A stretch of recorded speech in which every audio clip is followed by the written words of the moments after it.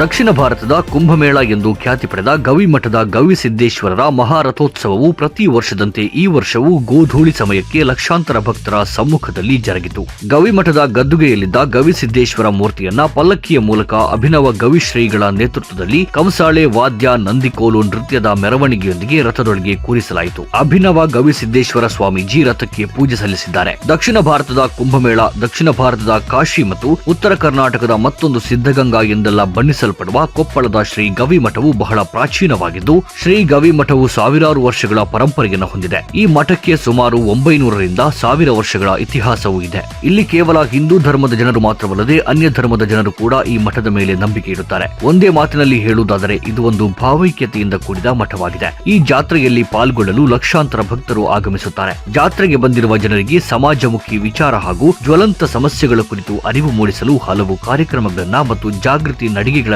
ಹಮ್ಮಿಕೊಳ್ಳಲಾಗುತ್ತೆ.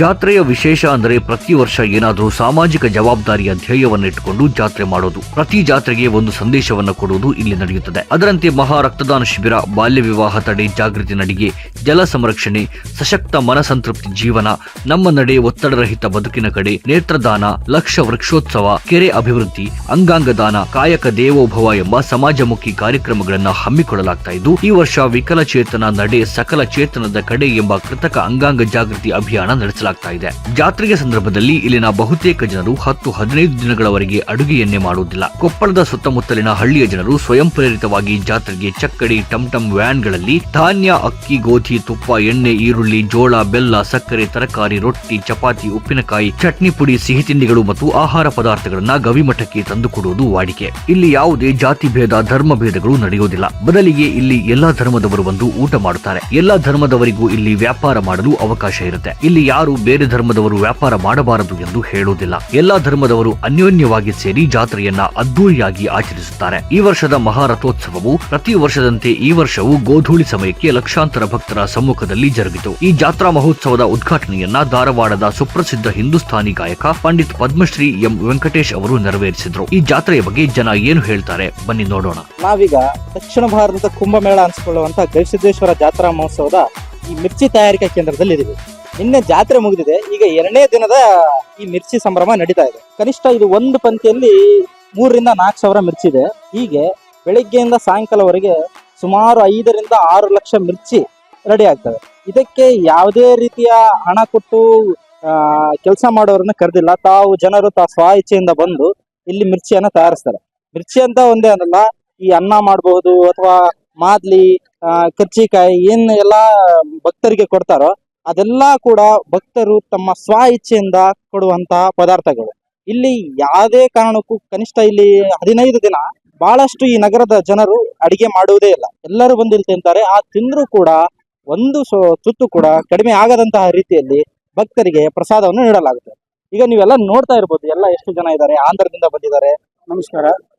ಸುಮಾರು ಇಲ್ಲಿ 7-9ನೇ ವರ್ಷ ಇದು ಸ್ಟಾರ್ಟಿಂಗ್ ಮಾಡಕತ್ತಿದ್ವಿ ಮಿರ್ಚಿ ಸೇವಾ. ಹೈದರಾಬಾದ್ ಕರ್ನಾಟಕದವರು ಒಂದು 150 ಜನ ಟೀಮ್ ವರ್ಕ್ ಐತೆ ನಮ್ದು. ಆ ಟೀಮ್ ವರ್ಕ್ ಇದನ್ನ ಸೇವೆ ಹಮ್ಮಿಕೊಂಡಿದ್ದೀವಿ.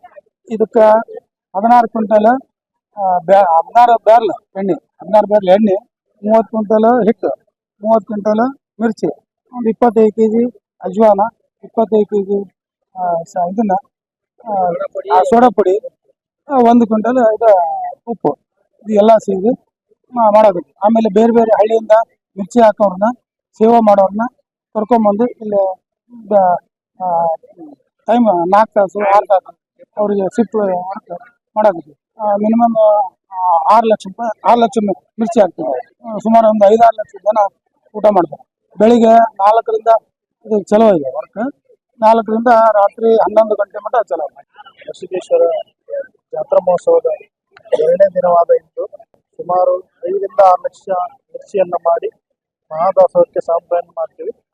25 ಕ್ವಿಂಟಲ್ ಹಸಿ ಕಡಲೆ ಹಿಟ್ಟು, 20 ಕ್ವಿಂಟಲ್ ಹಸಿಮೆಣಸಿನಕಾಯಿ, ಸುಮಾರು 12ರಿಂದ 15 ಬಾರಿ ಎಣ್ಣೆ, ಅಜ್ವಾನ, ಜೀರಿಗೆ ಮತ್ತು ಉಪ್ಪನ್ನು ಬಳಸಿ ಸುಮಾರು ಒಂದು 5 ಬ್ಯಾಚ್ ಅಂತೆ ಒಂದು ಪ್ರತಿ ಸರಿ ಒಂದು 100 ಬಾಣಸಿಗರು, 5 ಬ್ಯಾಚ್ ಅಂತ 500 ಬಾಣಸಿಗರು ನಿರಂತರವಾಗಿ ಬೆಳಗ್ಗೆ 5 ಗಂಟೆಯಿಂದ ರಾತ್ರಿ 12 ಗಂಟೆವರೆಗೆ ಮಿರ್ಚಿಯನ್ನ ಮಾಡಿ ಅಲ್ಲಿ ಮಹಾದಾಸೋಹಕ್ಕೆ ಕೊಳ್ಳಾಗ್ತದೆ. ನಮಗ ಅಜ್ಜರು ಬಾಳ ಪರಿಚಯ ರೀ. ನಮ್ಗೆ ಅಜ್ಜರ ಪರಿಚಯ ಅನ್ನೋದಕ್ಕಿನ ನಮಗ್ ಮನೆ ದೇವ್ರ ಇದ್ದಂಗ. ನಮ್ಗಿಲ್ಲಿ ಜಾತ್ರೆ ನೋಡ್ದಂಗ ಎಲ್ಲೂ ಇದಾಗಂಗಿಲ್ಲ. ಈ ಅಜ್ಜರ ಬಗ್ಗೆ ಹೇಳಕ್ ಮಾತೇ ಬರಂಗಿಲ್ಲ. ನಾವೀಗ ಬಂದ್ ಒಂದ್ ಅರ್ಧ ತಾಸ ಆಯ್ತು. ಇನ್ನೂ ಒಂದ್ 2-3 ತಾಸು ಇರ್ತೀವಿ. ನಮ್ದು ಸೇವಾ ನಮ್ದು ಎಷ್ಟು ಸೇವಾ ಆಗತ್ತೆ ಅಷ್ಟು ಮಾಡ್ತೀವಿ. ಕನಿಷ್ಠ 60-70 ಜನ ಬಂದಿದ್ದೀವಿ ನಾವು. ಫ್ರೀಯಾಗಿ ಸೇವಾ ಫ್ರೀಯಾಗಿ ಮಾಡಕ್ ಬಂದಿವ್ರಿ. ನಮ್ಗ ಟಾರ್ಗೆಟ್ ಕೊಟ್ಟಾರೆ 22 ಲಕ್ಷದಿಂದ 23 ಲಕ್ಷ ಜಿಲೇಬಿ ರೆಡಿ ಮಾಡ್ಬೇಕು. ನಿನ್ನೆಲಿಂದ ಸತತ ನಿನ್ನೆ ಬೆಳಿಗ್ಗೆ 5 ಗಂಟೆಗೆ ಚಾಲು ಮಾಡಿದವರು ನಿನ್ನೆ ರಾತ್ರಿ 11 ತನಕ ಮಾಡಿವ್ರಿ. ಮತ್ತೆ 11 ಸ್ವಲ್ಪ ರೆಸ್ಟ್ ಮಾಡಿ ಮತ್ತೆ ಇವತ್ತು ಮುಂಜಾನೆ 5 ಗಂಟೆಯಿಂದ ಸ್ಟಾರ್ಟ್ ಮಾಡಿವ್ರಿ.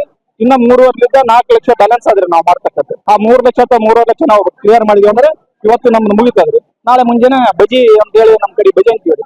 ಕೆಲವೊಂದ್ ಭಾಗದ ಬಜಿ ಕುಜ್ಜಿ ಅಂತಾರಿ, ಮಿರ್ಚಿ ಅಂತೀವ್ರಿ. ನಾಳೆ ಅವ್ರು ಮಿರ್ಚಿದ ಕಾರ್ಯಕ್ರಮ ಅದ. ಈಗ ಅದು ಎಷ್ಟು ಲಕ್ಷ ಮಿರ್ಚಿ ಮಾಡ್ತೀವಿ? ಅದು ಮಿರ್ಚಿ ಒಂದು 8 ಲಕ್ಷ ಮಿರ್ಚಿ ಮಾಡಬಹುದು. ಅದು ಮತ್ತೆ ಎಲ್ಲ ನೀವು ಎಷ್ಟು ದಿನ ಇರ್ತೀರಿ? ನಾವೀಗ ಬಂದು 4 ದಿನ ಮೇಲೆ ಐತ್ರಿ ಬಂದು. ಅಂದ್ರ ನಾವು 10ನೇ ತಾರೀಕು ಬಂದು ಇದು ಬಜಿ ಇದು ಜಿಲೇಬಿ ಆಗ್ಬೇಕಾದ್ರೆ ಅದು ಇಟ್ಟು ರೆಡಿ ಮಾಡ್ಬೇಕು. 48 ಬ್ಯಾರಲ್ ರೀ, ಕನಿಷ್ಠ 55 ಕ್ವಿಂಟಲ್ ಅಥವಾ 60 ಕ್ವಿಂಟಲ್ ಮೈದಾ ಹಿಟ್ಟು, ಅದಕ್ಕೆ ಏನ್ ಬೇಕಲ್ಲ ಮೊಸರು, ಕ್ವಿಂಟಲ್ ಮೊಸರು ಅದೆಲ್ಲ ಮಿಕ್ಸ್ ಮಾಡಿ ಒಂದು 8ನೇ ತಾರೀಕು ಬಂದು ಮಿಕ್ಸ್ ಮಾಡಿ ಇಟ್ಟಿರ್ತೀವಿ. ಅವತ್ತು ನಿನ್ನೆ ನಮಗ್ ಬಂದದ್ರಿ ಅದಕ್ಕೆ ಬಂದದ ಅದನ್ನ ತಗೊಂಡು ನಾವು ಇವತ್ತು ಜಿಲೇಬಿ ಮಾಡಬೇಕು. ನಿನ್ನೆ ಕಂಟಿನ್ಯೂ 2 ಊರ್ಲಿಂದ ಬಂದಿವ್ರಿ, ಸೇವಾ ಮಾಡಕ್ ಬಂದಿವ್ರಿ. ಅಜ್ಜಾರ್ದು ಎಷ್ಟ್ ಜನ ಬಂದಿಬಿಟ್ರಿ, ಒಂದ್ 5 ಜನ ಮೇಲೆ ಬಂದಿವ್ರಿ. ಹಂಚಿನಾಳರು ತವ್ರಿಗೇರಿ 2 ಜನ. ನಾವೆಲ್ಲ ಇಲ್ಲಿ ಕಂಬಳಿ, ಕಡಗ, ದಾರ, ಗೊಂಬೆ ಅವನ್ನೆಲ್ಲ ತಗೊಂಬಂದು ಕೊಪ್ಪಳ ಜಾತ್ರೆಯಲ್ಲಿ ಅಜ್ಜನ ಜಾತ್ರೆಯಲ್ಲಿ ಮಾರ್ತದ್ರಿ. ನಾವು ಸುಮಾರು 15-20 ಮಂದಿ ಬಂದಾವ ಇಲ್ಲಿ. ಅವರೆಲ್ಲ ಮಠದಾಗ ಕುತ್ಕೊಂಡು ಮಾರ್ತಾ ಇದಾರ. ಹಂಗ ಉತ್ತಮವಾದ ಒಟ್ಟು ಸ್ವಲ್ಪ ವ್ಯಾಪಾರ ಚೆನ್ನಾಗಿ ನಡೀತೈತಿ. ಸುಮಂಗಲ ರೀ, ತಿಲ್ಕಲ್ಗಡ ರೀ. ಪ್ರತಿ ವರ್ಷ ಸೇವಕ ಬರ್ತೀವಿ.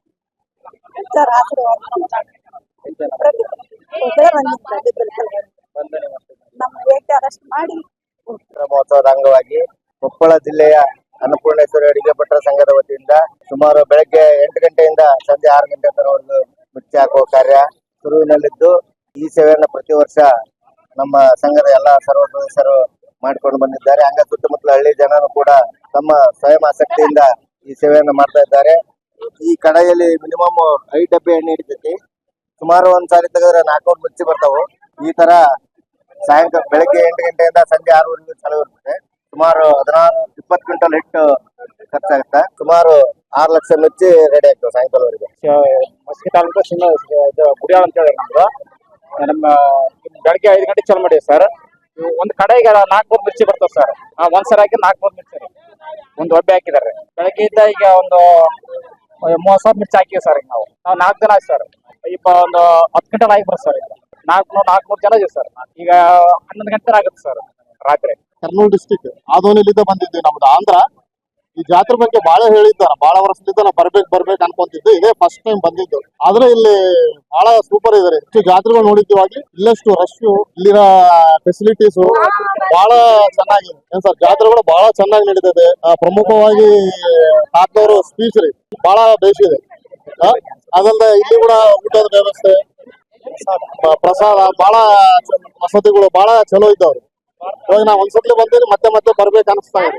ನಾವೆಲ್ಲ ಒಂದು ಆಂಧ್ರದಿಂದ 20-30 ಮಂದಿ ಬಂದಿದ್ರು. 4-5 ಕಾರಲ್ಲಿ ಬಂದಿದ್ದೀವಿ.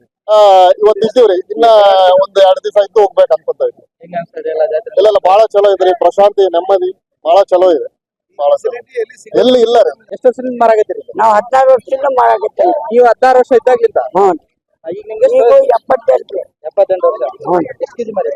ಈಗ 18 ಕೆಜಿ ಮಾಡಿ. ನಿನ್ನೆಯಿಂದ ಕೂಡಿ 18 ಕೆಜಿ ಮಾಡಿ. ಎಷ್ಟು ದಿನ ಮಾಡ್ತೀರಿ?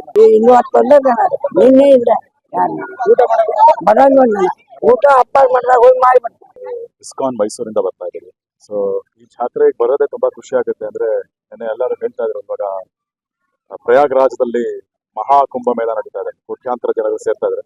ಅದೇ ರೀತಿ ಇದು ದಕ್ಷಿಣ ಭಾರತದ ಕುಂಭಮೇಳ ತರ ಅನಿಸ್ತಾ ಇದೆ. ಎಷ್ಟು ಲಕ್ಷ ಜನಗಳು ಎಲ್ಲಿಂದ ಬರ್ತಾ ಇದಾರೆ ಅಂತ ಗೊತ್ತಾಗೋದಿಲ್ಲ. ಅವರು ಎಲ್ಲ ಗವಿಸಿದ್ದೇಶ್ವರನ ಒಂದು ಕೃಪೆ.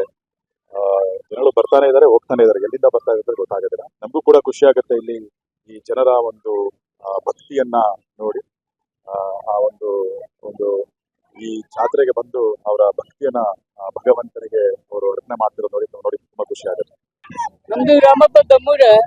ನಮ್ದು ತುಗುಲ್ದೋಣಿಯಿಂದ ನಾವು ಉತ್ಪತ್ತಿ ಮಾಡ್ಲಿಕ್ಕೆ ಚಿಕ್ಕನಕೊಳ್ಳದಿಂದ ನಾವು ಈಗ ಬರ್ಲಿಕ್ಕೆ 20 ವರ್ಷ ಆಯ್ತು ಸಾಧಾರಣ. ಹೌದು, ಸಿದ್ದನಕೋಳ ಜಾತ್ರೆ ತೇರಾಗಿದ್ದು ಬಳಿಕ ನಾವು ಮಾಡ್ಲಿಕ್ಕೆ ಹತ್ತಿದ್ದೇವೆ. 20 ವರ್ಷ ಆಯ್ತು. 20 ವರ್ಷದಿಂದ ಇಲ್ಲಿ ಮಾಡ್ತಾ ಹೌದು, ಮಾಡ್ತಾ ಇದ್ದೇವೆ. ನಾವು 3 ದಿನ 2 ದಿನ ಇರ್ತೀವಿ, 3 ದಿನ ಇರ್ತೀವಿ. ನಾವು ಈಗ ಒಂದು 10 ಕಿಲೋ ಮಾಡಿದ್ದೀವಿ. ಜಾತ್ರೆ ಬಹಳ ಅಜ್ಜನ ಆಶೀರ್ವಾದದಿಂದ ಬಹಳ ಚೆನ್ನಾಗಿ ನಡೆದಿದೆ, ಚಲೋ ಆಗಿದೆ, ಹುರುಪಾಗುತ್ತದೆ. ನಾವು ವರ್ಷ ಕಾಯಂ ಬರ್ತಾ ಇದ್ದೇವೆ.